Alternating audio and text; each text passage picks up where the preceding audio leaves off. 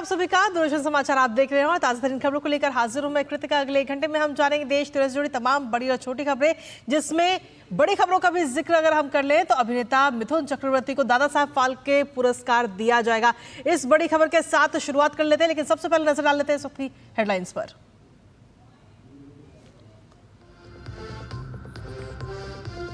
मिथुन चक्रवर्ती को मिलेगा दादा साहब फाल्के पुरस्कार। केंद्रीय मंत्री अश्विनी वैष्णव ने सोशल मीडिया प्लेटफॉर्म एक्स के माध्यम से दी जानकारी।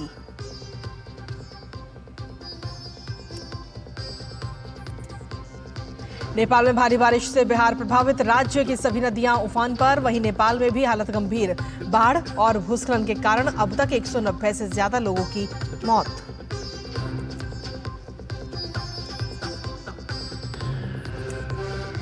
कोलकाता के आरजीकर मेडिकल कॉलेज मामले में सुप्रीम कोर्ट में आज अहम सुनवाई। कोलकाता की एक विशेष अदालत में संदीप घोष के नार्को परीक्षण और तालापीएस के पूर्व ओसी अभिजीत के पॉलीग्राफ परीक्षण पर सुनवाई।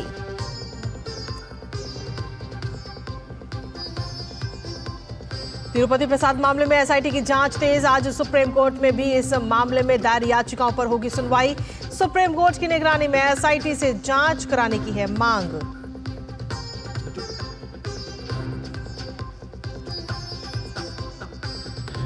हरियाणा विधानसभा चुनाव से पहले पार्टियों में घमासान जारी। बीजेपी ने निर्दलीय चुनाव लड़ रहे पार्टी के 8 सदस्यों को किया निष्कासित। वहीं फरीदाबाद से आप उम्मीदवार प्रवेश सेटल, बीजेपी में शामिल। रक्षा मंत्री राजनाथ सिंह, बसपा सुप्रीमो मायावती और राहुल गांधी आज करेंगे रैलियां।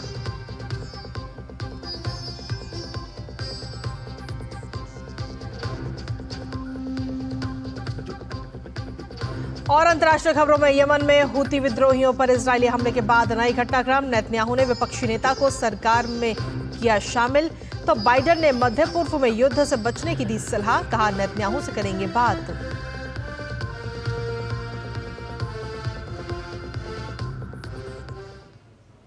और इसी के साथ चलिए सीधा रुख कर लेते हैं की बड़ी खबर का, जहां आपको बता दें कि प्रसिद्ध अभिनेता मिथुन चक्रवर्ती को दादा साहब फाल्के पुरस्कार का ऐलान किया गया है। यह पुरस्कार उन्हें दिया जाएगा और सूचना और प्रसारण मंत्री अश्विनी वैष्णव ने इस चीज की जानकारी दी है।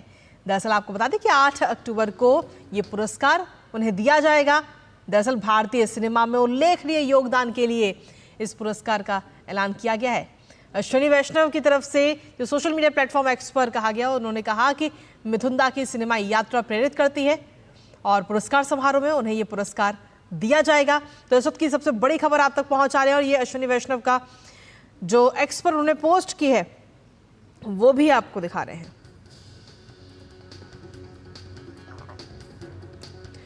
साथ ही उन्होंने लिखा कि अभिनेता मिथुन चक्रवर्ती को दादा साहब फाल्के पुरस्कार का ऐलान किया गया।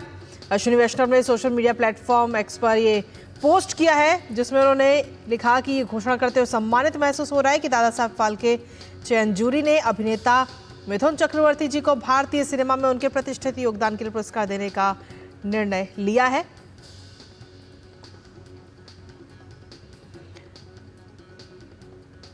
और इसी पर ताज़ा अपडेट ले लेते हैं। इस वक्त हमारे साथ में हमारी सहयोगी साइमा इस वक्त जुड़ रहे हैं न्यूज़ रूम से। साइमा, देखिए बहुत बड़ी बात है और इंडियन सिनेमा में जो उनका उल्लेखनीय योगदान रहा है उसके लिए सबसे बड़े अवार्ड से नवाजा जाएगा मिथुन चक्रवर्ती को। जी कृतिका, इस वक्त की बड़ी खबर इस वक्त यही आ रही है कि मिथुन चक्रवर्ती को दादा साहेब फाल्के पुरस्कार से नवाजा जा रहा है 8 अक्टूबर को, जब राष्ट्रीय फिल्म पुरस्कार दिए जाएंगे। और इसमें कोई शक नहीं है कि मिथुन चक्रवर्ती की जो यात्रा रही है सिनेमा की, वो बहुत ही शानदार रही है। 80 से 90 का जो दशक है उसमें मिथुन चक्रवर्ती ने जिस तरह से बदलाव लेकर आए सिनेमा में, वो उसके लिए जाने जाते हैं। एक तरफ हम देख सकते हैं कि उनका शानदार फिल्मी सफ़र रहा है, जिसमें हम कह सकते हैं कि कई बड़े कलाकार जिस वक्त उस दौर में काम कर रहे थे, जिसमें अमिताभ बच्चन, धर्मेंद्र जैसे बड़े कलाकार थे, राजेश खन्ना थे और भी बड़े कलाकार थे, उस वक्त मिथुन चक्रवर्ती जब सिनेमा के पर्दे पर आए एक आम शक्ल सूरत लेकर, लेकिन उसमें भी उसके बावजूद भी उन्होंने जो लोगों के दिलों में जगह बनाई है उसको उसके जो एक नया ट्रेंड लेकर आए। हम उनकी अगर फिल्मों की भी बात करें, चाहे उनके डांस की बात करें और चाहे उनके कपड़ों की बात करें, हर तरह से जिस तरह से उन्होंने योगदान दिया है उसी के लिए आज उनको दादा साहिब फाल्के पुरस्कार से नवाजा जा रहा है। और इसी साल ही हमने देखा था कि उनको पद्म भूषण भी दिया गया था। उनके सिनेमाई जो करियर है जिसमें उन्होंने अहम योगदान दिया था, उसके लिए उनको पद्म भूषण भी मिला था। अब ये दूसरा एक बड़ा सम्मान है जो उनको दादा साहिब फाल्के पुरस्कार मिल रहा है। मिथुन चक्रवर्ती की अगर हम यात्रा की बात करें, फिल्मों की बात करें, तो 80 के दशक में जिस तरह से हमने देखा था कि उन्होंने जो उनकी पहली फिल्म आई थी उसमें उन्होंने राष्ट्रीय पुरस्कार हासिल किया था। और इसके साथ ही डिस्को डांसर को भला कोई कैसे भूल सकता है कि जिस तरह से उन्होंने डिस्को डांस का एक नया प्रचलन यहाँ पर लोगों के सामने लेकर आए और हर जो लड़कियां हो चाहे लड़के हो उनके डांस के एकदम दीवाने हो गए थे। आमतौर पर देखा जाता था कि जो हीरो थे वो इस तरह का डांस नहीं करते थे, लेकिन जब लोगों ने देखा डिस्को डांस उनको करते हुए तो एक तरह से धमाका हो गया, धमाल हो गया। आर.डी. बर्मन के साथ मिलकर, एस.डी. बर्मन के साथ मिलकर उनकी धुनों के में जब उन्होंने डिस्को डांस किया तो एक तरह से नया ट्रेंड शुरू हुआ। वो जिस तरह के कपड़े पहनकर आते थे, चमकीले कपड़े पहनकर आते थे, टाइट शर्ट पहनकर आते थे, उनके पहनावे के भी एक ट्रेंड बना और लोगों ने उसको कबूल किया। अच्छा, ये बात और थी कि बहुत वो इस बात को भी कहते थे कि लोग ये कहते थे कि भाई तुम्हारी एक मामूली शक्ल है, तुम किस तरह से आगे बढ़ोगे। लेकिन ये सभी ने देखा कि उन्होंने कितनी ज़बरदस्त मकबूलियत उन्होंने सिनेमा में हासिल की है। उनके डायलॉग्स की बात करें, उनके कपड़ों की बात करें, उनके गानों की बात करें, हर तरह से उन्होंने अपना एक अलग मकाम एक तरह से फिल्म इंडस्ट्री में उन्होंने बनाया है। जी, जिस तरीके से आपने बताया डिस्को डांसर से उन्होंने अपनी अलग भूमिका, अपनी एक अलग पहचान तो बनाई ही, लेकिन इसके साथ ही अगर देखा जाए तो अभी हाल ही में कई सारे ऐसे रियलिटी शोज थे जिसमें उन्होंने जज की भूमिका भी निभाई, लेकिन वहां भी वो अपने इस डिस्को डांसर जिस नाम से उन्हें बुलाया जाता था उसी से उनको बुलाया गया। उनके गानों पे जो नई जनरेशन आ रही है वो डांस करते हुए नजर आए। यानी कि ये बात हम कह सकते हैं कि जो पहचान उन्होंने बनाई वो पहचान आज भी कायम है और उनकी जो डिस्को डांसर वाली पहचान है उससे अभी तक और कोई नहीं ले पाया।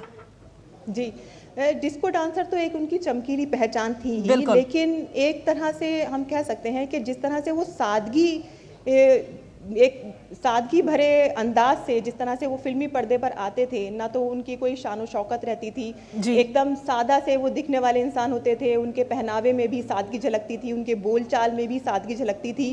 तो उसी चीज़ को वो लोगों से कनेक्ट कर पाए और लोगों ने उनको अपनाया, उनके डायलॉग्स को अपनाया, उनकी बोलचाल को अपनाया और उनके पहनावे को अपनाया।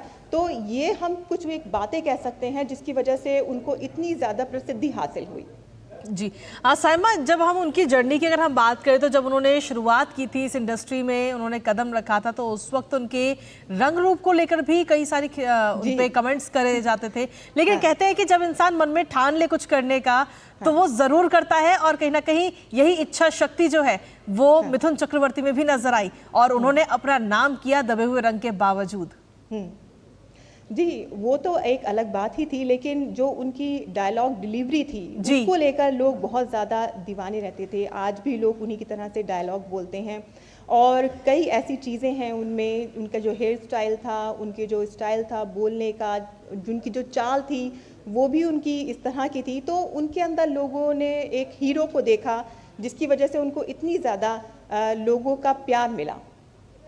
जी, साइमा, अब जब ये घोषणा की गई, इस बात का ऐलान किया गया कि दादा साहब फाल्के पुरस्कार से नवाजा जाएगा अभिनेता को, तो उसके बाद में क्या मिथुन चक्रवर्ती या उनके परिवार की तरफ से किसी प्रकार की कोई प्रतिक्रिया अभी तक नजर आई है? अभी तक तो इस तरह की कोई खबर सामने नहीं आई है, क्योंकि अभी ये ब्रेकिंग न्यूज़ एक तरह से ये कह सकते हैं कि ये खुलकर सामने आई है। जो अश्विनी वैष्णव ने अभी घोषणा की है, उसके बाद अब एक एक करके लोगों का रिएक्शन आएगा, बधाइयों का सिलसिला भी अभी शुरू होगा। जाहिर सी बात है ये बड़ी खबर है, क्योंकि सभी को इंतज़ार था कि इस बार का दादा साहिब फाल्के किसको मिलेगा। तो ये घोषणा हुई है कि मिथुन चक्रवर्ती ही इस बार जो हैं वो दादा साहिब फाल्के के हकदार बने। ठीक है साइमा, आपके पास वापस आएंगे। इस वक्त रूपा गांगुली हमारे साथ जुड़ गई हैं, हमारे साथ फोन लाइन पर। रूपा जी, बहुत बहुत स्वागत है आपका डीडी न्यूज़ पर। आप जिस तरीके से ये ऐलान किया गया है और अब अभिनेता मिथुन चक्रवर्ती को दादा साहब फाल्के पुरस्कार से नवाजा जाएगा, क्या कहेंगे इसको लेकर? हाँ, मुझे भी अभी भी पता चला, ये टीवी में ही देख रहे थे। बहुत खुशी की बात है, बहुत बड़ी खुशी की बात है। देखिए, ये ध्यान रखना पड़ेगा, मिथुन चक्रवर्ती सिर्फ एक हमारे भारत के लिए गर्व का अभिनेता नहीं है।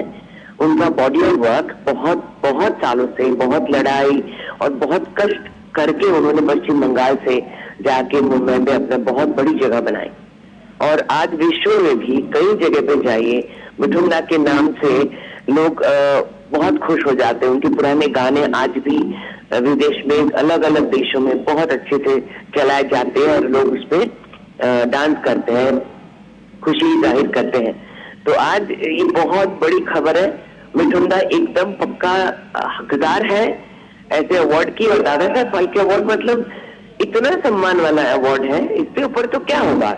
तो बहुत बहुत खुशी की बात है। हम बहुत, सब लोग बहुत खुशी है। पश्चिम बंगाल में तो हम सब ज्यादा ही खुश है इसमें।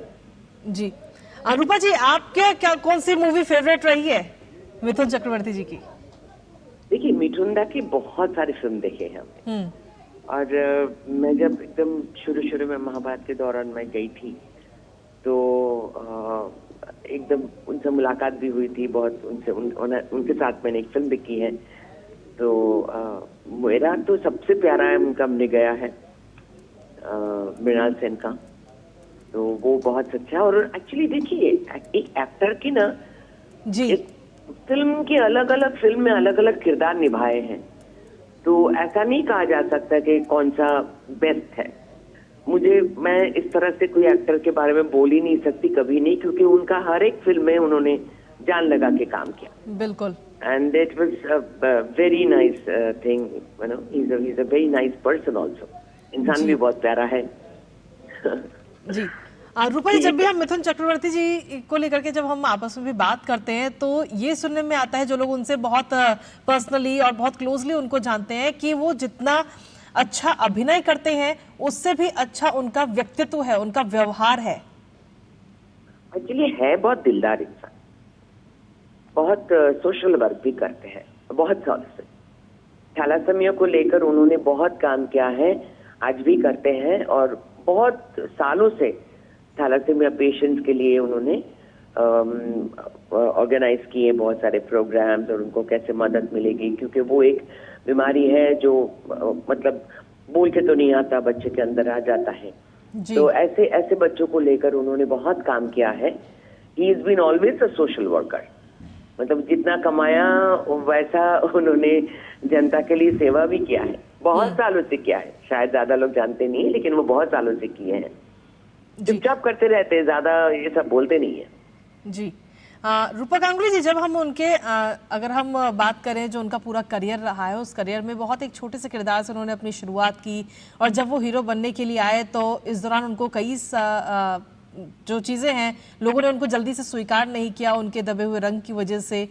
लेकिन उसके बावजूद भी उन्होंने हिम्मत नहीं हारी, लगातार डटे रहे और इंडियन सिनेमा में, इस इंडस्ट्री में अपना एक अलग ही मुकाम हासिल किया। डिस्को डांसर के रूप में आज भी उनकी अलग पहचान है। बिल्कुल बिल्कुल बिल्कुल बिल्कुल। उनके फिल्म्स तो बहुत सारे हैं।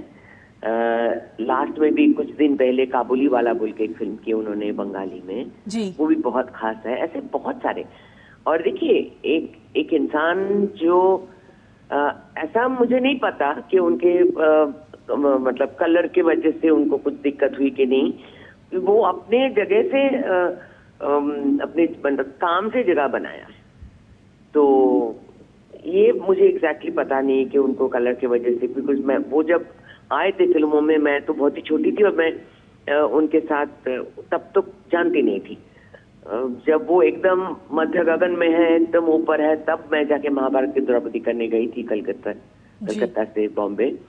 तो उनकी शुरुआत की बस हमने सुना ही है, हमने बहुत जगह पढ़े हैं, न्यूज में पढ़े हैं, और उनसे कभी कभी छोटी छोटी स्टोरीज हम सुने हैं। अभी कुछ दिन पहले बंगाली में एक फिल्म की है उन्होंने, प्रजापति बोल के। इट्स अ कमर्शियल मूवी, वो भी बहुत अच्छा हुआ। मतलब आज के तारीख में भी उनकी फिल्में जो है ब्लॉकबस्टर हिट हो रहे हैं। बिल्कुल। और ये बहुत बड़ी बात है, बहुत बड़ी बात है। बिल्कुल, ये आज भी वो जब कोई मूवी करते हैं तो वो हिट होनी ही है, लेकिन साथ ही अगर देखा जाए तो जो पहचान है वो भी उनकी कायम है। और आज जो अब नई जनरेशन आ रही है, क्योंकि हाल ही में जब वो कई सारे रियलिटी शोज में जज के रूप में उन्होंने अपनी भूमिका भी निभाई, तो उस दौरान रियलिटी शोज में भी हमने देखा कि बच्चे के अंदर किस तरीके की दीवानगी है उनको लेकर, उनके एक एक शब्द के लिए बच्चे तरसते हुए नजर आए थे इन रियलिटी शोज में। सही बात है। एक समय था सब उनके जैसे कॉपी ही करते थे, बिल्कुल उनके जैसे चलना, बोलना, हेयर कट, एवरीथिंग मिठुन दा के उनको फॉलो करते थे लड़के लोग।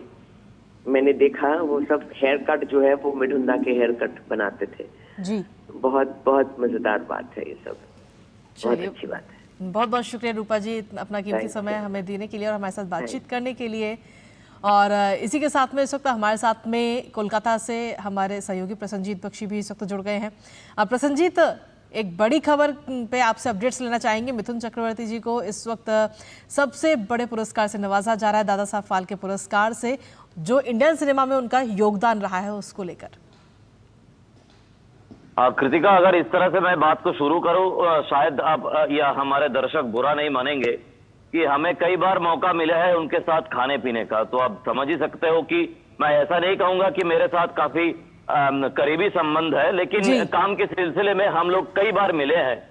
जो बात आप रूपा जी से पूछ रही थी, मैं उस बात को थोड़ा सा आगे ले जाऊं। बिल्कुल कि मिठुन चक्रवर्ती एक ऐसा इंसान है, आप मुंबई फिल्म इंडस्ट्री जी पूछिए कि जो टेक्नीशियंस है, जो पर्दे के पीछे काम करते हैं, कैमरे के पीछे काम करते हैं, इन लोगों की दिल और दिमाग पर मिठुन चक्रवर्ती एक अलग सा जगह बना के रखे हैं पिछले कई सालों से। क्योंकि अगर इतिहास खंगाल के देखें तो मुंबई फिल्म इंडस्ट्री की सबसे बड़ा जो इन लोगों की हक को लेकर अपने जो टेक्नीशियंस है, अपने जो साथी है, इन लोगों की हक को लेकर सबसे बड़ा हड़ताल, और उस हड़ताल में जीत ये मिठुन चक्रवर्ती की नेतृत्व में किया गया था।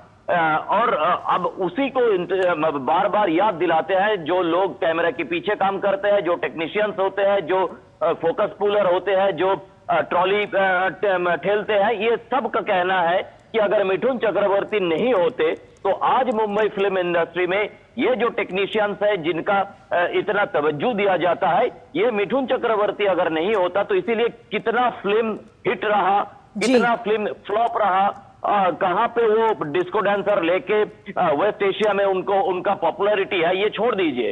एक दादा साहेब फाल्के की समय पे हम क्या सोचते हैं कि एक complete contribution to film industry, तो फिल्म इंडस्ट्री के हर एक पहलू पर उनका जो योगदान है, और देखिए एकदम सड़क छाप है, जिसको सड़क छाप आप कहते हैं ना, वो एकदम सड़क छाप है ना। उसका कोई मामा, चाचा, काका, कोई भी मुंबई का चेहरा कभी नहीं देखा था। तो इस ऐसी स्थिति में जब उन्होंने बताया था कि 68, 69, 70, 71 जब बंगाल में नक्सल आंदोलन की दौर था, तो उन्होंने भी जिस कॉलेज में पढ़ता था, और इसमें कृतिका मैं और थोड़ा सा मेरा अपनापन है, क्योंकि वो जिस कॉलेज से पास हुए थे, मेरा बीवी भी उस कॉलेज में है, और इतिहास में उस कॉलेज है क्योंकि वो स्कॉटिश चर्च कॉलेज है जहां पे नेताजी सुभाष चंद्र बोस पढ़े थे। तो उस कॉलेज से वो सीधा FTII चले गए, वो वहां पे जो अपना फिल्म स्टडीज कोर्स है वो करके फिर मुंबई पहुंचे, फिर मृगया किए। लेकिन ये सब अलग बात है। लेकिन जिस तरह से पूरे फिल्म इंडस्ट्री को साथ में लेकर, चाहे वो जितना फ्लॉप भी दे, जितना हिट भी दे, सबको लेके जिस तरह से मिठुन दादा एक दादा के हिसाब से काम किया है, इसका एक उदाहरण है आज उनके ये दादा साहब फाल्के पुरस्कार। चलिए, बहुत बहुत शुक्रिया प्रसन्न जी तमाम जानकारी और अपडेट्स हमारे साथ साझा करने के लिए। तो अब 8 तारीख को जब 70वें नेशनल फिल्म अवार्ड्स समारोह जब आयोजित किया जाएगा, तब मिथुन चक्रवर्ती को इस पुरस्कार से नवाजा जाएगा। इसी के साथ अन्य खबरों का भी रुख करेंगे, लेकिन उससे पहले न्यूज़ एट 10 में वक्त एक छोटे से ब्रेक का है। आप बने रहिए हमारे साथ। MDH का किचन किंग किचन में हो तो हम सब कुछ बना सकते हैं। बैंगन का भरता, आलू गोभी, भिंडी मसाला और भी बहुत कुछ। MDH। बेटियां घर की रौनक हैं। बेटियां घर संवारती हैं। बेटियां पीढ़ियां सजाती हैं। बेटियां घर की बुनियाद कहलाती हैं। बेटियों को सलाम करता है मोंगिया स्टील, स्टील का बादशाह। सारी झुर्रियां भर देती हैं, दीवार हमवार कर देती हैं। तो पुट्टी भर ले, हाँ पुट्टी भर ले। वंडर वॉल पुट्टी दे एक परफेक्ट फिनिश। और ब्रेक के बाद एक बार फिर से स्वागत है आप सभी का। इसी के साथ न्यूज़ 10 में आगे बढ़ेंगे और इसी बीच इस वक्त की एक और बड़ी खबर मिल रही है, जहां पर आपको बता दें कि गृह मंत्री अमित शाह ने कांग्रेस के अध्यक्ष मल्लिकार्जुन खड़गे पर सीधा हमला बोला है। दरअसल अमित शाह ने सोशल मीडिया प्लेटफॉर्म एक्स पर एक पोस्ट की, जिसमें उन्होंने लिखा कि कल कांग्रेस अध्यक्ष मल्लिकार्जुन खड़गे ने अपने भाषण में अपमानजनक शब्दों का प्रयोग कर खुद को और अपने नेताओं को मात दे दी। अपने अंदर की कड़वाहट का प्रदर्शन करते उन्होंने अनावश्यक रूप से पीएम मोदी को अपने व्यक्तिगत स्वास्थ्य मामलों में ये कहकर घसीटा कि वो पीएम मोदी को सत्ता से हटाकर ही दम लेंगे। इससे पता चलता है कि इन कांग्रेसियों के मन में पीएम मोदी के लिए कितनी नफरत और डर है कि वो लगातार उन्हीं के बारे में सोच रहे हैं। जहां तक श्री खड़गे जी के स्वास्थ्य का सवाल है, मोदी जी से प्रार्थना करते हैं, मैं प्रार्थना करता हूं और हम सभी प्रार्थना करते हैं कि वो लंबा स्वस्थ जीवन जिए, वो कई वर्षों तक जीवित रहें और 2047 तक एक विकसित भारत का निर्माण देखने के लिए जीवित रहें। तो अमित शाह की तरफ से ये पोस्ट किया गया है और इस पोस्ट को लेकर के सीधे तौर पर हमलावर होते हुए नजर आए अमित शाह कांग्रेस अध्यक्ष मल्लिकार्जुन खड़गे पर। उन्होंने कहा कि अपशब्द और अपमानजनक बातों में मल्लिकार्जुन खड़गे ने अपने जो साथी हैं उनके कांग्रेस उन सभी को पीछे छोड़ दिया है। और इसी पर ताज़ा अपडेट ले लेते हैं। हमारे साथ में हमारे सहयोगी शैलेंद्र मिश्र इस वक्त जुड़ रहे हैं। शैलेंद्र, जिस तरीके से अपमानजनक बातों की अगर हम बात करें तो इससे पहले राहुल गांधी के भी कई सारे बयान हम सुन चुके हैं, कई बार वो अपमानजनक बातें कह चुके हैं, अपशब्दों का इस्तेमाल कर चुके हैं, लेकिन इस बार अगर देखा जाए तो मल्लिकार्जुन खड़गे ने भी अपशब्दों का इस्तेमाल किया, जिसको लेकर अब अमित शाह हमलावर होते हुए नजर आ रहे हैं।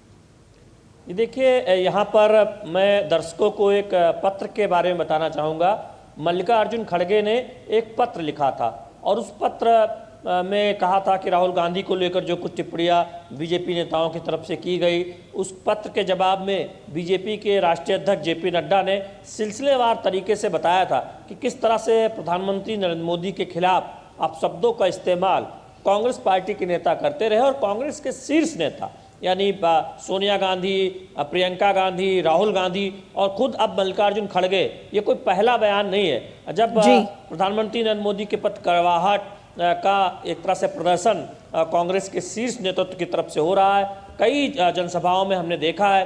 अब जम्मू कश्मीर में एक जनसभा को संबोधित करते हुए जिस तरह से मल्लिकार्जुन खड़गे ने कहा, ये काफ़ी आपत्तिजनक है। इससे पहले भी आप देखें तो गुजरात के विधानसभा चुनाव में किस तरह से सोनिया गांधी ने मौत का सौदागर कहा था, कैसा प्रियंका गांधी ने एक बार बयान दिया था, उस पर बहुत एक तरह से कहें तो बीजेपी की तरफ से कड़ी प्रतिक्रिया आई थी। और कांग्रेस नेताओं की एक पूरी फहरिस्त है जो प्रधानमंत्री नरेंद्र मोदी के खिलाफ अपशब्दों का इस्तेमाल समय समय पर करती रहती है। और जब कोई ऐसा बयान, कोई सख्त बयान कांग्रेस के नेताओं को लेकर बीजेपी के किसी स्थानीय नेता की तरफ से आता है, तब वो एक पत्र लिखते हैं या फिर सार्वजनिक तौर पर कहते हैं कि सार्वजनिक शुचिता का ध्यान रखा जाना चाहिए।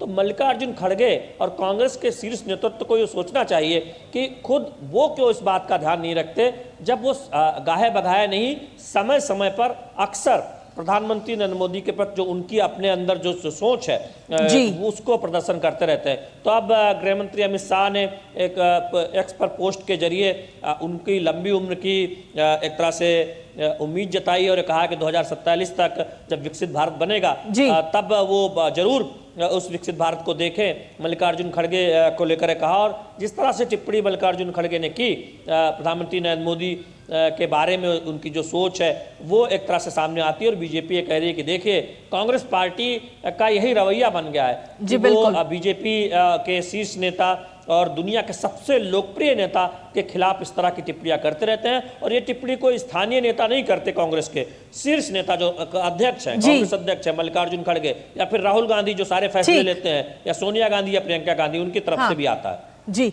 शैलेंद्र, अगर देखा जाए तो इस तरीके के जो अपमानजनक शब्दों का इस्तेमाल है कांग्रेस के नेताओं की तरफ से अधिकतर चुनावों के दौरान ही किया जाता है और ऐसे में इसका कांग्रेस को फायदा होने की बजाय उल्टा नुकसान उन्हें होता है, लेकिन उसके बावजूद भी इस तरीके के शब्दों का इस्तेमाल वो करते ही हैं, जबकि वो जानते हैं कि विधानसभा चुनावों का ये दौर चल रहा है। जम्मू कश्मीर में कल तीसरे चरण का मतदान होना है, उसके बाद 5 तारीख को हरियाणा में मतदान है, उसके बावजूद भी इस तरीके के अपशब्दों का इस्तेमाल।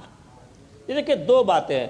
पहली बात तो है कि कांग्रेस पार्टी के एक मानसिकता जो है प्रधानमंत्री नरेंद्र मोदी को लेकर, वो अगाहे बगाहे सामने आ जाती है, और अब जो एक तरह से मन में होता है वो जुबान पर आ ही जाता है। बीजेपी ये कहती है कि इस तरह से जब बयान समय समय पर कांग्रेस के शीर्ष नेताओं की तरफ से आते हैं, और दूसरी तरफ कांग्रेस पार्टी को शायद ये लगता है कि प्रधानमंत्री नरेंद्र मोदी के बारे में कुछ ऐसे शब्द का इस्तेमाल करके वो एक वोट बैंक को आकर्षित कर सकते हैं, या फिर ये बता सकते हैं कि देखिए सबसे तगड़े विपक्ष वही है। जी बिल्कुल, ये एक तरह से उनकी सोच को दर्शाता है। लेकिन इससे भी बड़ा सवाल ये है कि आप विपक्षी दल हो सकते हैं, लेकिन सत्ताधारी दल के दुनिया के सबसे लोकप्रिय नेता के खिलाफ आप अपशब्दों का इस्तेमाल कैसे कर सकते हैं, जब वो एक संवैधानिक पद पर बैठा हुआ व्यक्ति है? और आपको राजनीति में शुचिता का ख्याल क्यों नहीं आता? वो सिर्फ क्यों तब आता है जब राहुल गांधी पे कोई टिप्पणी होती है। चलिए, फिलहाल बहुत बहुत शुक्रिया शैलेंद्र, तमाम जानकारी और अपडेट्स हमारे साथ साझा करने के लिए। और इसी के साथ खबरों में आगे बढ़ेंगे, लेकिन उससे पहले न्यूज़ एट 10 में वक्त एक छोटे से ब्रेक का है। अब बने रहिए हमारे साथ और देखते रहिए डीडी न्यूज़। अब आया असली स्वाद, अब आया स्वाद। जब स्वाद के पड़े हो लाले तो MDH का चंकी चाट मसाला डालें। MDH का चंकी चाट मसाला। MDH। बात जब पीढ़ियों के लिए बनने वाले घर की हो तो जिम्मेदारी बड़ी हो जाती है। गैलेंट समझता है ये जिम्मेदारी। अब डबल M रिब्स के साथ गैलेंट एडवांस TMT रीबार, निर्माण का रियल हीरो।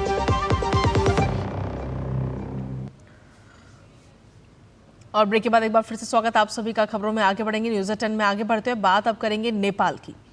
दरअसल नेपाल से कुछ अलग तस्वीरें इन दिनों सामने आ रही हैं जो बेहद ही दुखदाई हैं, और ये 4 तस्वीरें दरअसल आपको दिखा रहे हैं। नेपाल में जो लगातार भारी बारिश हो रही है, उसके चलते बाढ़ और भूस्खलन की तस्वीर वहाँ पर बनती हुई नजर आई है।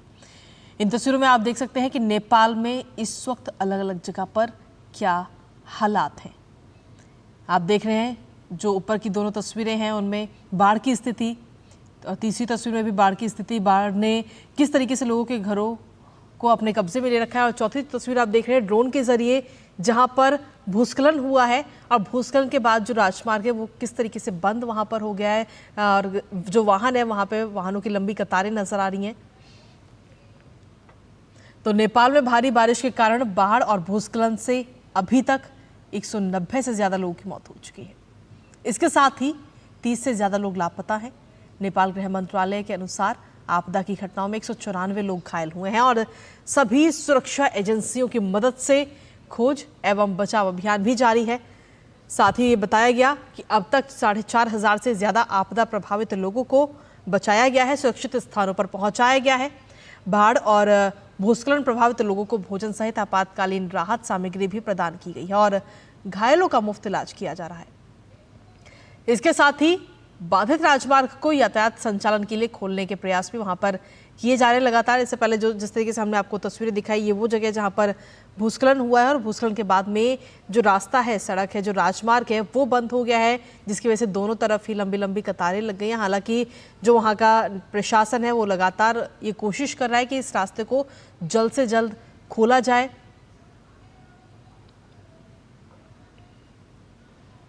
तो नेपाल में भारी बारिश की वजह से तबाही का ये मंजर इन तस्वीरों के जरिए आपको दिखा रहे हैं। हालांकि सुरक्षा एजेंसियों की मदद से खोज एवं बचाव अभियान जो है वो लगातार जारी। दरअसल आपको बता दें कि पिछले कुछ दिनों से नेपाल में लगातार बारिश हो रही है, और इस बारिश की वजह से नेपाल में कई सारी ऐसी जगह है जहां पर इस वक्त बाढ़ और भूस्खलन के हालात बने हुए हैं। जो वहां पर नदियां हैं वो इस वक्त उफान पर है। और नेपाल के बाद अब बात बिहार की करते हैं, क्योंकि बिहार के सीतामढ़ी, सुपौल, अररिया और दरभंगा में इस वक्त क्या स्थिति है। इन 4 तस्वीरों के जरिए वो आप देखिए। सीतामढ़ी, सुपौल, अररिया और दरभंगा, इन चारों ही तस्वीरों में आप देख सकते हैं बाढ़ के हालात, और साथ ही जिन जिन जगह पर बाढ़ आई है वहां पर बचाव अभियान भी किया जा रहा है, और छोटे छोटे से कैंप लगाए गए हैं जिससे कि लोग वहां पर आकर रह सके। जो राहत शिविर हैं वो वहां पर लगाए जा रहे हैं। और जो लोग बाढ़ में फंसे हुए उनको वहां से सुरक्षित निकाल करके राहत कैंप में, राहत शिविर में उन्हें शिफ्ट किया जा रहा है। खाने पीने की जो सामग्री है वो उन तक उपलब्ध कराई जा रही है। और साथ ही अगर देखा जाए तो ये तस्वीरें देखिए आपको,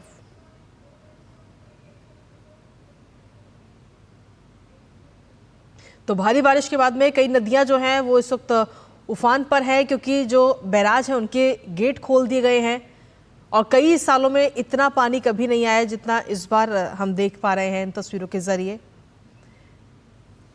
तो नेपाल में भारी बारिश की वजह से आज सुबह 5 बजे कोसी बैराज वीरपुर से 6,61,295 क्यूसेक पानी छोड़ा गया, जिसकी अधिकतम जो लिमिट है वो है 6.5 लाख। और साथ ही आपको बता दें कि ये साल 1968 के बाद सबसे ज़्यादा है। तटबंधों की सुरक्षा के लिए भी जल संसाधन विभाग की जो टीमें हैं वो दिन रात वहां पर काम कर रही हैं। आपदा विभाग के अनुसार गंडक नदी, कोसी, बागमती, महानंदा नदी एवं जो तमाम अन्य नदियां वहां पर हैं उनके जलस्तर में वृद्धि होने की वजह से बिहार के 13 जिले इस वक्त बाढ़ग्रस्त हैं। 20 प्रखंडों की 140 पंचायतों के गांवों में बाढ़ का पानी घुस गया है और करीब 1.41 लाख आबादी बाढ़ग्रस्त हुई है। तो वही दरभंगा की अगर हम बात करें तो वहां कोसी और कमला बलान के जलस्तर में वृद्धि से दरभंगा जिले के कई सारे स्थान कीरतपुर, घनश्यामपुर व गुड़ाबोराम प्रखंड क्षेत्र के खेत खलियान में भी तेजी से पानी भरता हुआ नजर आ रहा है। ये देखिए जो लोगों के घर हैं वो इस वक्त जलमग्न हो गए हैं। आप तस्वीरों में देख सकते हैं जोगबनी में जो रेलवे ट्रैक है उस पर भी पानी आ गया और जिसकी वजह से जो ट्रेन का परिचालन है वो भी इस वक्त बाधित हुआ है। इसके साथ ही आपको ये भी बता दें कि आपदा प्रबंधन विभाग ने बाढ़ प्रभावित इलाकों में राहत बचाव कार्य भी शुरू कर दिया है। लोगों को सुरक्षित निकालने के लिए एनडीआरएफ और एसडीआरएफ टीम की तैनाती वहां पर की गई है।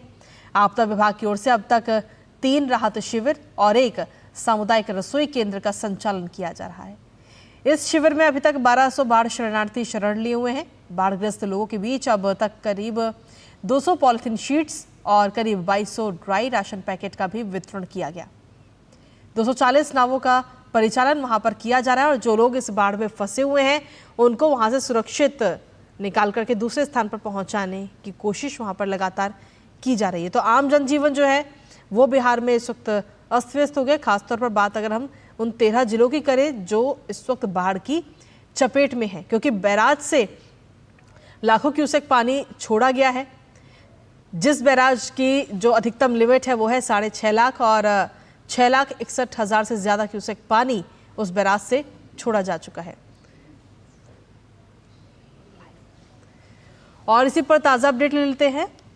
हमारे साथ में मधुरेश इस वक्त जुड़ रहे हैं पटना से ताज़ा अपडेट के साथ में। मधुरेश, अगर देखा जाए तो नेपाल में भारी बारिश जिसका असर अब बिहार में भी देखने को मिल रहा है। बिहार में करीब 13 जिले ऐसे हैं जो इस वक्त सबसे ज़्यादा बाढ़ से प्रभावित है। फिलहाल क्या कुछ ताज़ा अपडेट है? प्रशासन किस तरीके से वहां पर बचाव अभियान चला रहा है? कृतिका, देखिए यहाँ पे प्रशासन लगातार मुस्तैदी के साथ में लोगों को बचाने की कोशिश कर रहा है। इसके साथ ही एनडीआरएफ और एसडीआरएफ की टीम भी तैनात है। पटना में जो 12 जिले, जो 13 जिले बाढ़ प्रभावित हैं, उनकी मॉनिटरिंग के लिए एक सेंट्रल कंट्रोल रूम भी बनाया गया है जहां पे लगातार मॉनिटरिंग की जा रही है। 24 घंटे की मॉनिटरिंग की जा रही है। लेकिन पिछले 24 घंटे में लगभग 7 जो अभी तक सूचना मिली है 7 तटबंध टूट गए हैं कोसी के तेज बहाव के कारण। इसके साथ ही गंडक का भी जो वाटर लेवल है वो लगातार बढ़ रहा है। तो इसके कारण जो बाढ़ग्रस्त इलाके हैं उसमें भी इजाफा हो रहा है। कई और नए गांवों में पानी, पंचायतों में पानी जो बाढ़ का है वो घुस गया है। तो अब जो अभी तक के अपडेट आ रहे हैं उसमें ये बताया जा रहा है कि मुजफ्फरपुर और वैशाली में भी जो गंडक का पानी है वो कुछ अन्य पंचायतों में घुस रहा है, जिसके कारण लोगों को समस्या का सामना करना पड़ रहा है। इसके साथ ही कई जो गांव हैं उनके जो संपर्क हैं वो बिल्कुल टूट गए हैं, वो जलमग्न हो गए हैं और वहां लगातार एसडीआरएफ और एनडीआरएफ की जो टीम है वो मदद पहुंचा रही है। लोगों को सूखा राशन पहुंचाया जा रहा है। इसके साथ ही पीने के पानी की व्यवस्था भी की जा रही है। उनको सील बॉटल में पानी उपलब्ध कराया जा रहा है, क्योंकि वहां पे सबसे बड़ी समस्या जो है वो खाने और पीने के पानी की है। इसके साथ ही जो 13 जिले हैं उनमें अलग अलग जो शिविर लगाए गए हैं जहां बाढ़ पीड़ितों को के रहने की जगह बनाई गई है। इसके साथ ही उनके खाने पीने और मेडिकल की भी सुविधा उपलब्ध कराई जा रही है। जी जिस तरीके से प्रशासन किस तरीके से काम कर रहा है वो तो आपने बताया, लेकिन आगे किस तरीके की तैयारियां हैं प्रशासन की तरफ से?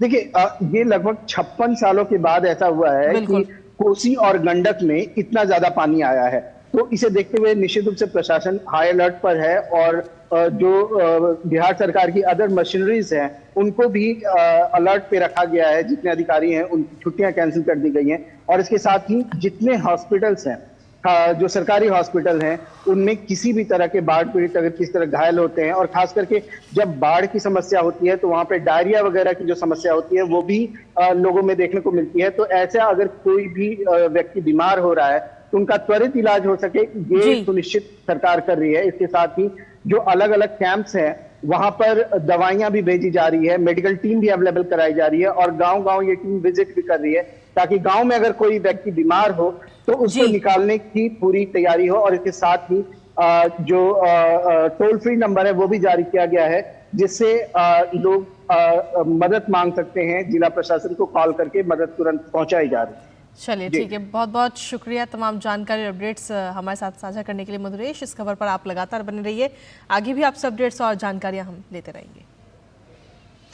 और इसी बीच खबरों में आगे बढ़ेंगे और बात कुशीनगर की करेंगे, लेकिन उससे पहले न्यूज़ एट 10 में वक्त एक और छोटे से ब्रेक का। आपके घर के खाने में रेस्टोरेंट जैसा स्वाद ले आए MDH का शाही पनीर मसाला। पनीर को क्या मस्त बना डाला। बेटियां घर की रौनक हैं, बेटियां घर संवारती हैं, बेटियां पीढ़ियां सजाती हैं, बेटियां घर की बुनियाद कहलाती हैं। बेटियों को सलाम करता है मोंगिया स्टील, स्टील का बादशाह। और ब्रेक के बाद एक बार फिर से स्वागत है आप सभी का न्यूज़ एट 10 में। आगे बढ़ते हुए अब बात करेंगे बुलेटिन में जम्मू कश्मीर और हरियाणा विधानसभा चुनावों से जुड़ी हुई खबरों की खास सेगमेंट जनादेश में।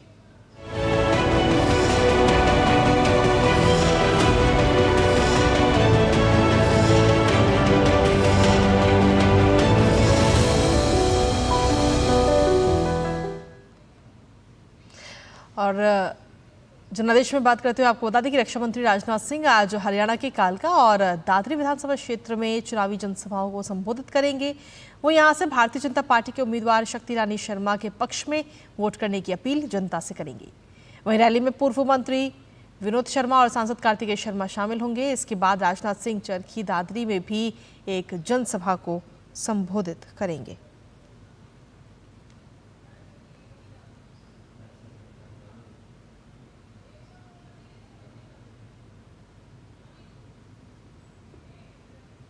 साथ ही आपको बता दें कि उत्तर प्रदेश के मुख्यमंत्री योगी आदित्यनाथ भी आज हरियाणा के दौरे पर रहेंगे। योगी आदित्यनाथ पंचकुला में जनसभा को संबोधित करेंगे और बीजेपी उम्मीदवार ज्ञानचंद गुप्ता के समर्थन में वोट करने की अपील जनता से करेंगे।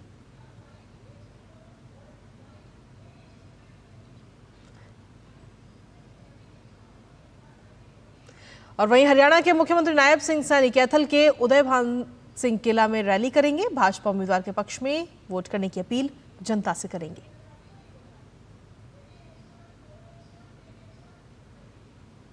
और इस वक्त अगर देखा जाए तो हरियाणा के दंगल में बहुजन समाज पार्टी की सुप्रीमो मायावती भी काफी सक्रिय इस बार नजर आ रही हैं। मायावती हरियाणा में ताबड़तोड़ रैलियां कर रही हैं और इसी कड़ी में आज वो हरियाणा के करनाल में चुनावी जनसभा को संबोधित करेंगी। दरअसल आपको बता दें कि बहुजन समाज पार्टी और इनेलो एक साथ मिलकर इस बार चुनाव लड़ रहे हैं। इसके साथ ही हरियाणा में इस बार 5 बड़े राजनीतिक दल चुनावी मैदान में हैं। कांग्रेस और बीजेपी के अलावा जेजेपी, INLD और आम आदमी पार्टी भी इस बार चुनावी मैदान में है। आम आदमी पार्टी की तरफ से अरविंद केजरीवाल ने चुनावी कमान संभाली है। इसी बीच आप पार्टी को चुनावों में पहले झटका लग गया है। तो वहीं आपको बता दें कि फरीदाबाद से आम आदमी पार्टी के उम्मीदवार प्रवेश मेटल इस वक्त भारतीय जनता पार्टी में शामिल हो चुके हैं। वहीं कांग्रेस का दुर्ग मजबूत करने और भाजपा के गढ़ में सेंध लगाने के लिए आज राहुल गांधी भी ताबड़तोड़ रैलियां करने वाले हैं। नारायणगढ़ में जनसभा के साथ राहुल गांधी की चुनावी यात्रा शुरू होगी। कांग्रेस नेता 3 जिले अंबाला, यमुनानगर और कुरुक्षेत्र की 6 विधानसभाओं में चुनाव प्रचार करेंगे। इसी सिलसिले में राहुल गांधी थानेसर में बड़ी जनसभा को संबोधित करेंगे। राहुल की चुनावी रैली में पूर्व सीएम हुड्डा, उदय भान और कुमारी शैलजा भी साथ रहेंगी। इस दौरे से पहले हरियाणा के मुख्यमंत्री नायब सिंह सैनी ने राहुल गांधी पर सीधा निशाना साधा है।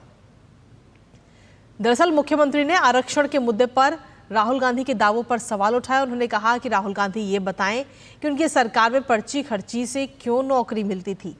साथ ही नायब सिंह सैनी ने राहुल गांधी से उनकी सरकार के दौरान हरियाणा के किसानों को 2 से 5 रुपए के चेक दिए जाने के मामले में भी स्टैंड क्लियर करने को कहा। मुख्यमंत्री नायब सिंह सैनी ने केवल हरियाणा ही नहीं बल्कि हिमाचल पर भी राहुल गांधी से जवाब मांगा है। उन्होंने हिमाचल की खराब अर्थव्यवस्था के लिए जिम्मेदारी तय करने की बात कही। दरअसल आपको बता दें कि हरियाणा में 5 अक्टूबर को विधानसभा का मतदान है और उसके बाद में 8 अक्टूबर को नतीजे आएंगे। तो आपको बता दें कि हरियाणा में लगातार चुनाव प्रचार किया जा रहा है और वहीं हरियाणा में भारतीय जनता पार्टी ने पार्टी से बगावत करके चुनाव लड़ रहे बागियों पर ये सीधी कार्रवाई की है। तो हरियाणा में चुनाव से पहले भारतीय जनता पार्टी ने बागियों पर यह एक्शन लिया है। पार्टी ने पूर्व मंत्री रणजीत चौटाला समेत 8 बागी नेताओं को पार्टी से बाहर का रास्ता दिखाया है। साथ ही आपको बता दें कि अन्य नेताओं में भारतीय जनता पार्टी व्यापार प्रकोष्ठ के प्रदेश अध्यक्ष नवीन गोयल, पूर्व मुख्य संसदीय सचिव जिलेराम शर्मा, देवेंद्र कादियान, राधा अहलावत, केहर सिंह रावत, बचन सिंह आर्य और देवेंद्र कौशिक इसमें शामिल हैं। मुख्यमंत्री नायब सिंह सैनी के खिलाफ चुनाव लड़ रहे संदीप गर्ग को भी पार्टी से निष्कासित किया गया है। साथ ही आपको बता दें कि भारतीय जनता पार्टी से पहले कांग्रेस भी 24 बागियों को पार्टी से निकाल चुकी है। और इसी के साथ ताजा अपडेट ले लेते हैं पलवल से। हमारे संवाददाता नीरज सिंह इस वक्त जुड़ रहे हैं, सीधा उन्हीं का रुख करते हैं। नीरज, देखा जाए तो इससे पहले कांग्रेस की तरफ से ये कदम उठाया गया था, जो बागी नेता हैं उनको पार्टी से बाहर का रास्ता दिखाया गया। अब भारतीय जनता पार्टी ने भी अपने कुछ नेताओं को बाहर का रास्ता दिखा दिया है। ठीक है, बिल्कुल बहुत जरूरी था। आप देखें कि जब चुनाव शुरू हुआ था तो दोनों ही पॉलिटिकल पार्टियों के जो नेता हैं वो टिकट मांग रहे थे, लेकिन जिनको टिकट नहीं मिली और वो उन्होंने निर्दलीय जो पर्चा है वो भर दिया अपने ही पार्टी के खिलाफ। तो निश्चित तौर पर दोनों पार्टियों में एक अजीब तरह की स्थिति आ गई थी। और आप देखें कि कांग्रेस पार्टी ने भी बड़े पैमाने पर अपने नेताओं को पार्टी से निकाला। अब भारतीय जनता पार्टी ने भी कार्रवाई की है। ये 8 वो लोग थे जिनको मनाने की लगातार भारतीय जनता पार्टी की तरफ से कोशिश की जा रही थी, लेकिन ये किसी भी सूरत में अपना जो नाम है वो वापस लेने को तैयार नहीं हुए और ना ही पार्टी के पक्ष में प्रचार करने के लिए तैयार हुए। लिहाजा पार्टी ने अब इन्हें 6 साल के लिए निष्कासित कर दिया है। तो हम ये जरूर कह सकते हैं कि जो बागी उम्मीदवारों की जो स्थिति थी वो दोनों ही पार्टियों के अंदर थी। कांग्रेस पार्टी में भी बड़े पैमाने पर ऐसे उम्मीदवार चुनावी मैदान में थे निर्दलीय रूप में, जो अपनी ही पार्टी के खिलाफ ताल ठोंक रहे थे। अब भारतीय जनता पार्टी ने उन पर भी लगाम लगाई है। 8 ऐसे जो लोग हैं जो पार्टी के खिलाफ चुनाव लड़ रहे थे उनको पार्टी से निकाल दिया है 6 साल के लिए। और आज का दिन अगर आप देखें कृतिका, तो हरियाणा के लिए काफी एक खासा दिन है आज और बड़े पैमाने पर रैलियां हैं। आप देखें राजनाथ सिंह यहाँ मौजूद है, इसके अलावा योगी आदित्यनाथ यहाँ पर मौजूद है। कल प्रधानमंत्री पलवल पहुंचेंगे और बड़ी चुनावी सभा है उसको संबोधित करेंगे। इससे पहले भी प्रधानमंत्री ने कुरुक्षेत्र में, गोहाना में और हिसार में बड़े पैमाने पर जो बड़े रैलियां हैं वो उनको की थी और संबोधित किया था लाखों की संख्या में लोगों को। कांग्रेस पार्टी ने भी प्लान बनाया है, क्योंकि कांग्रेस पार्टी लंबे समय से जो आला कमान है वो दूर था हरियाणा इलेक्शन से, लेकिन अब राहुल गांधी सक्रिय हुए हैं, प्रियंका गांधी के भी आने की खबर है।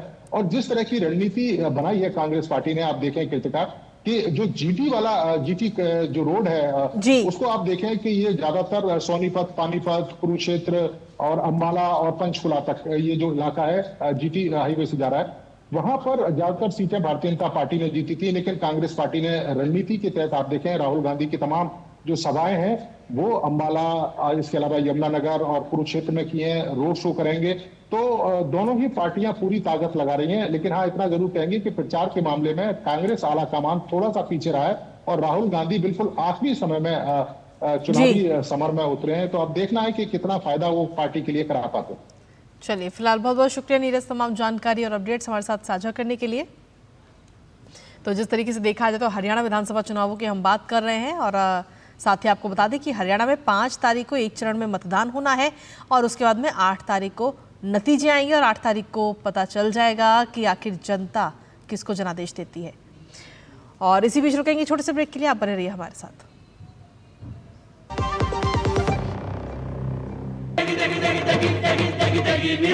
MDH की देगी मिर्च, देगी मिर्च का तड़का, अंग अंग फड़का। MDH की देगी मिर्च। बेटियां घर की रौनक हैं, बेटियां घर संवारती हैं,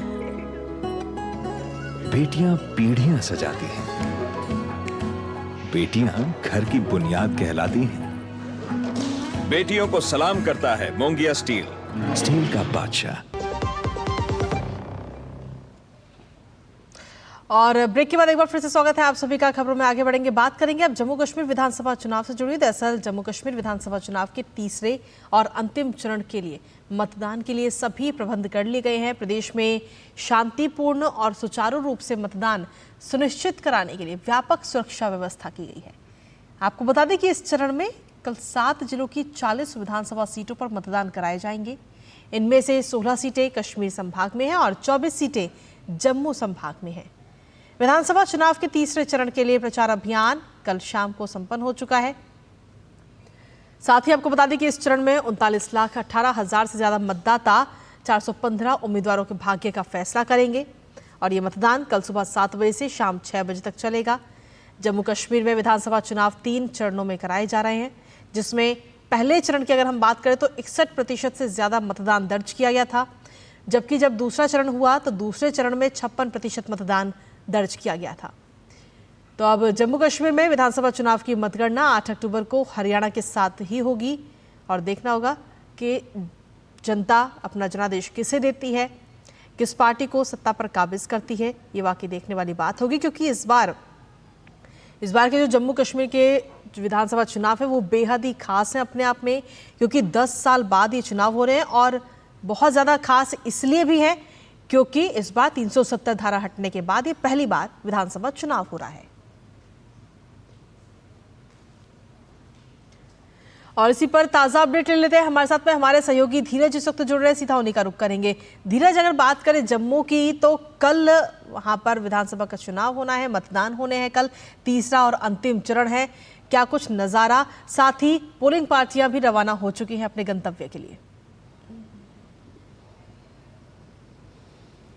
जी बिल्कुल, आपने सही कहा, पोलिंग पार्टियां अपने गंतव्य के लिए रवाना हो चुकी है। और अगर हम जम्मू कश्मीर की बात करें और उसमें अगर हम जम्मू संभाग की बात करें तो 40 विधानसभा सीटों में से जम्मू संभाग की 24 विधानसभा सीटें हैं, जिसमें कठुआ, सांबा, जम्मू और उधमपुर ज़िले आते हैं। और इसमें 11 जो विधानसभा सीटें हैं वो 11 विधानसभा सीटें जम्मू की है, 4 विधानसभा सीटें उधमपुर की है, उसके अलावा 5 सीटें कठुआ की है और बाकी सीटें सांबा ज़िले से आती है जी। और चुनाव आयोग की तरफ से तीसरे चरण के चुनाव के लिए शांतिपूर्ण चुनाव हो, किसी तरीके के हिंसा ना हो, किसी तरीके से लोगों के मन में भय ना हो, इसके लिए पूरी तैयारी कर ली गई है। और वेबकास्टिंग के जरिए तमाम मतदान केंद्र, जो लगभग 5060 मतदान केंद्र बनाए गए हैं, इन 5060 मतदान केंद्रों पर वेबकास्टिंग के जरिए उन मतदान केंद्रों पर नज़र रखी जा रही है। और चुनाव आयोग इस तैयारी में है कि आखिरी चरण के चुनाव को किस तरीके से विधिवत रूप से और शांति तरीके से संपन्न कराया जाए। दोनों जो पार्टियां हैं, सभी पार्टियां उन्होंने अपनी कमर कस ली है आखिरी चरण के मतदान के लिए। अब देखना होगा कि स्थिति क्या होती है, जनता आखिरी चरण में किस उम्मीदवार के पक्ष में अपना जनादेश देती है। बात अगर हम भारतीय जनता पार्टी की कर लें तो भारतीय जनता पार्टी के लिए इस चरण का चुनाव काफ़ी महत्वपूर्ण है, क्योंकि भारतीय जनता पार्टी ने पिछली अगर विधानसभा चुनाव की हम बात करें तो जम्मू संभाग की इन 24 सीटों में से 18 सीटों में जीत दर्ज की थी।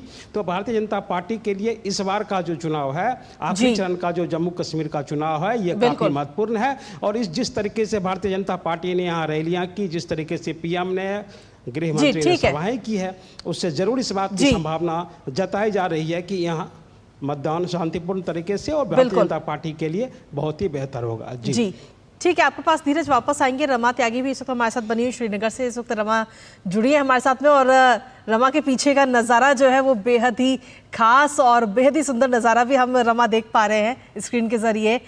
रमा, आपसे जानना चाहेंगे कि चुनाव तो बेहद खास है ही, लेकिन साथ ही अगर देखा जाए तो कल तीसरे चरण का और अंतिम मतदान जम्मू कश्मीर में, तैयारियां, साथ ही क्या ऐसी वहां पर कोई संवेदनशील सीट भी है जिसको लेकर के सबकी नजरें वहां पर हों, और सुरक्षा व्यवस्था किस तरीके की है वहां पे?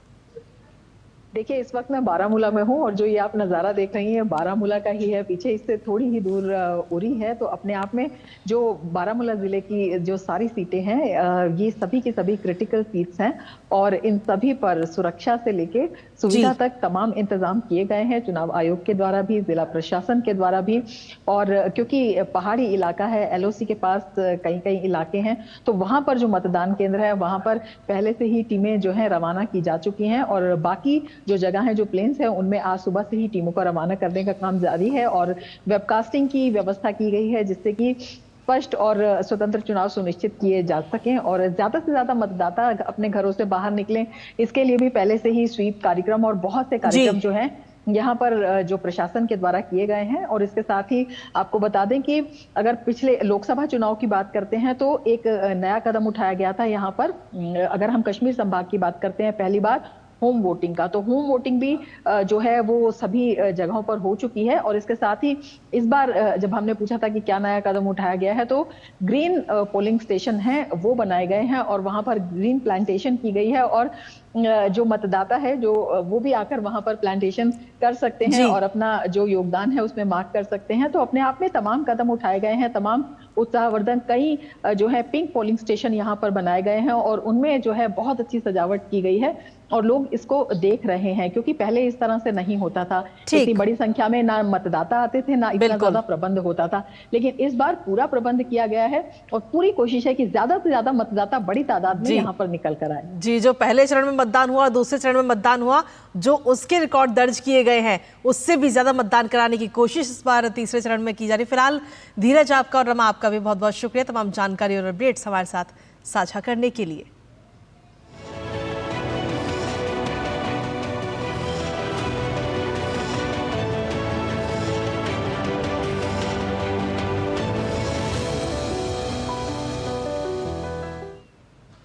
और इसी के साथ फिलहाल न्यूज़ एट 10 में भी मुझे और हमारी टीम को दीजिए अनुमति, लेकिन देश दुनिया से जुड़ी बाकी तमाम छोटी और बड़ी खबरों के लिए लगातार देखते रहिए DD न्यूज़। नमस्कार।